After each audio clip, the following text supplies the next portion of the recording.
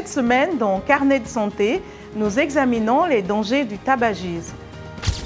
Le docteur Derege Saleh Ayo, pneumologue au Texas, discute des effets du tabac sur la santé et certaines mesures à prendre pour réduire les risques.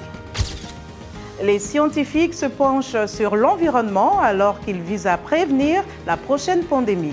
On en parlera. Enfin, une organisation à but non lucratif aide les immigrants à accéder aux soins de santé dans l'Ohio. C'est dans cette édition de Carnet de santé.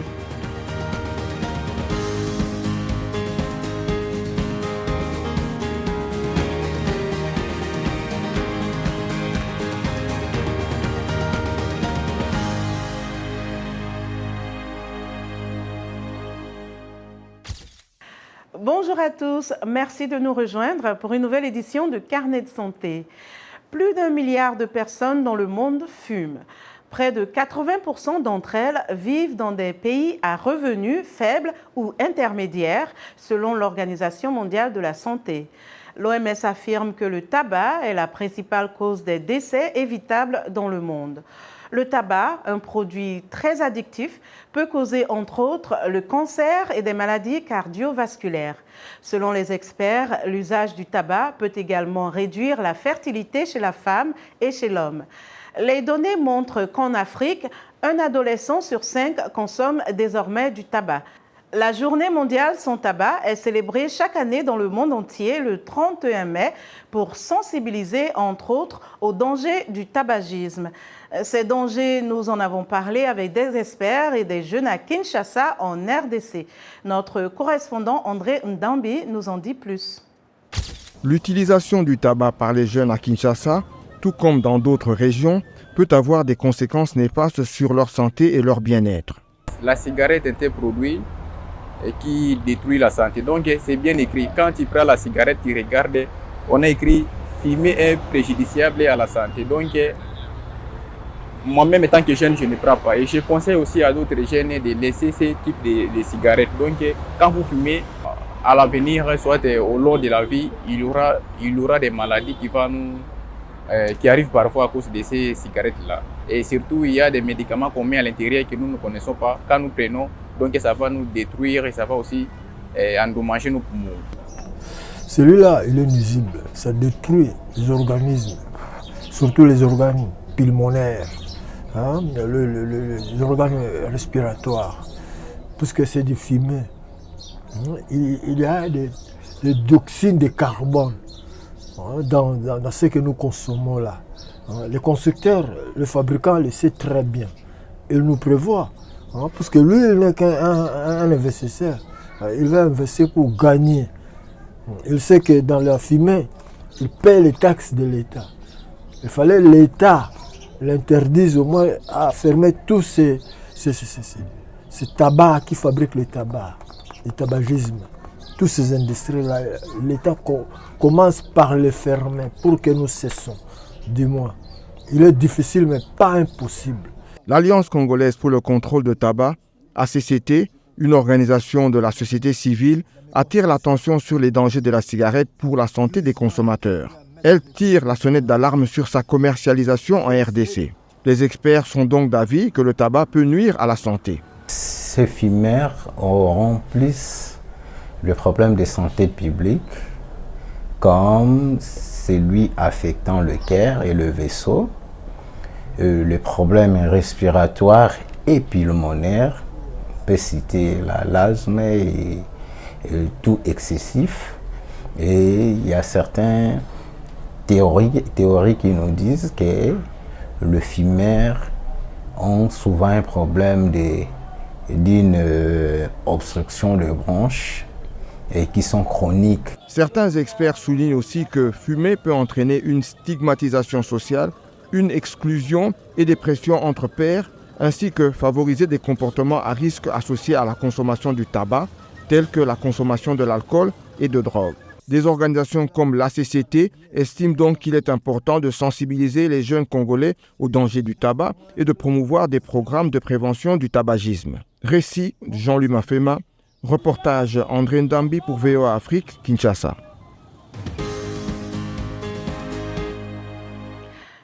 pensez-vous du tabagisme et êtes-vous pour ou contre l'interdiction de fumer dans les lieux publics?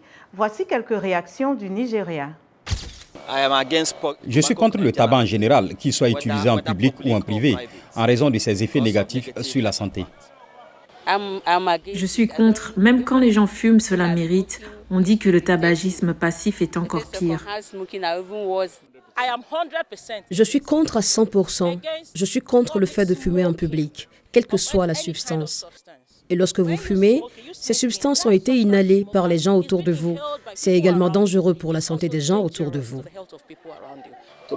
Fumer du tabac en public est très très mauvais. C'est très très mauvais.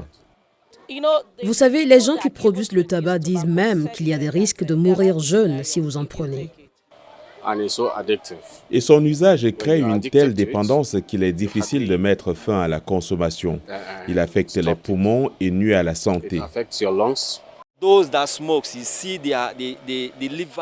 Ceux qui fument ont le foie noir comme s'ils étaient passés par le feu ou la fumée.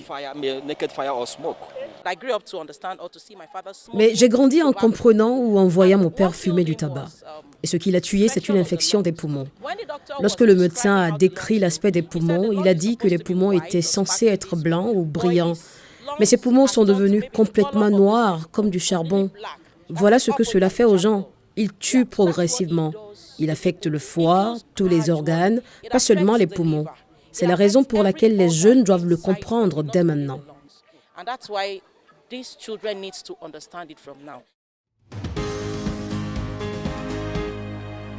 Le docteur Derege Saleh Ayo est pneumologue à Fort Worth, au Texas. Il s'est entretenu avec Eden Gremou de la VOA sur la lutte contre le tabagisme. Le tabagisme affecte les poumons du patient et entraîne des maladies cardiovasculaires et des maladies vasculaires périphériques.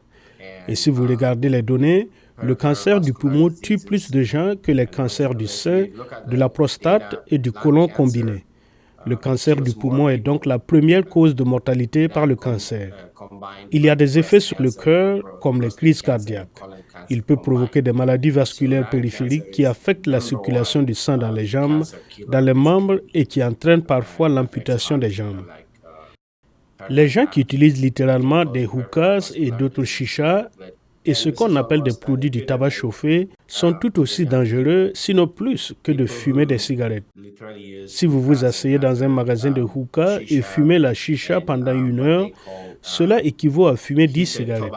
Par conséquent, si quelqu'un reste assis pendant 2 heures, qu'il fume régulièrement ou qu'il s'amuse avec des amis assis là et inhalant la fumée, il a pratiquement fumé un paquet de cigarettes en 2 heures. Les conseils pour parvenir à mettre fin au tabagisme passent essentiellement par la sensibilisation de la population.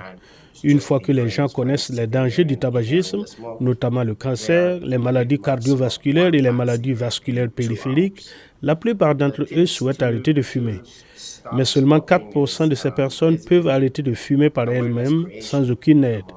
Elles ont donc besoin d'un soutien. Elles ont besoin d'un soutien professionnel. Elles ont besoin d'un soutien social. Il existe des médicaments sur ordonnance comme le Chantix ou le Ziban que nous prescrivons aux patients et qui aident énormément. Elles ont également besoin d'un soutien social. Leurs familles, leurs amis, leurs collègues de travail ont un rôle énorme à jouer pour les soutenir. Nous éduquons également les patients. Certains de mes patients disent « Oh, je ne veux pas arrêter parce que je ne veux pas prendre du poids quand j'arrêterai de fumer ». C'est un grand défi pour certains. Nous devons donc élaborer une stratégie, par exemple en commençant à faire de l'exercice, du jogging, en adoptant un régime pauvre en glucides et en consommant des aliments comme des carottes ou d'autres fruits, des légumes frais. Parfois, après avoir arrêté de fumer, les patients deviennent plus irritables. Les membres de leur famille proche doivent donc se montrer plus aimables avec eux. Ils doivent les soutenir, comprendre leur situation, plutôt que d'aggraver le problème. Les scientifiques voient le Brésil comme le berceau probable d'une future pandémie. Pendant ce temps, au Ghana, on craint une transmission de pathogènes de l'animal à l'homme, vu le contact permanent de certaines communautés avec des chauves-souris. Davantage avec Alexandrine Holognan. Selon les scientifiques, La prochaine pandémie mondiale pourrait avoir pour point de départ une grotte comme celle-ci. La grotte de Planaltina au Brésil abrite des milliers de chauves-souris. Certains des virus les plus dévastateurs au monde sont apparus chez les chauves-souris. Les scientifiques étudient comment et pourquoi, dans l'espoir de prévenir de futures pandémies comme celle du Covid-19. Si l'on ne fait pas cela maintenant, il pourrait y avoir d'autres épidémies à l'avenir et nous nous retrouverons dans la situation que nous connaissons aujourd'hui, c'est-à-dire nous ne saurons pas d'où vient cette épidémie, d'où vient le SARS-CoV-2. Le Brésil est le pays où les conditions sont les plus propices à la propagation d'un virus de la chauve-souris à l'homme, des zones appelées jump zones par Reuters. Les zones de saut brésiliennes ont augmenté de plus de 40% au cours des 2 dernières décennies. La déforestation rapide de la région amazonienne est à l'origine de ce risque. Selon les scientifiques, la déforestation est une source de stress pour les chauves-souris qui peuvent alors être porteuses d'un plus grand nombre de virus et excréter plus de germes dans leur salive, leur urine et leur excrément.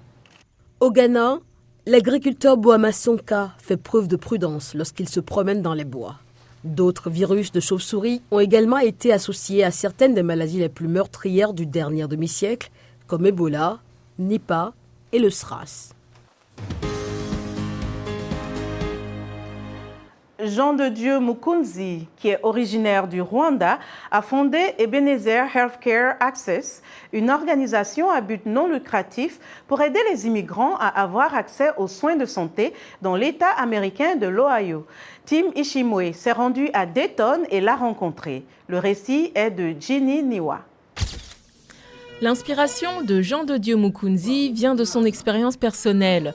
Mukunzi a fui son pays d'origine, le Rwanda, à la suite du génocide de 1994 et après avoir passé plusieurs années dans les pays voisins. Il s'est réinstallé aux États-Unis en 2008.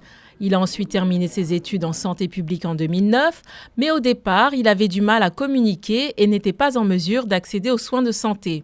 Aujourd'hui, il parle plusieurs langues et a décidé d'œuvrer au bien commun.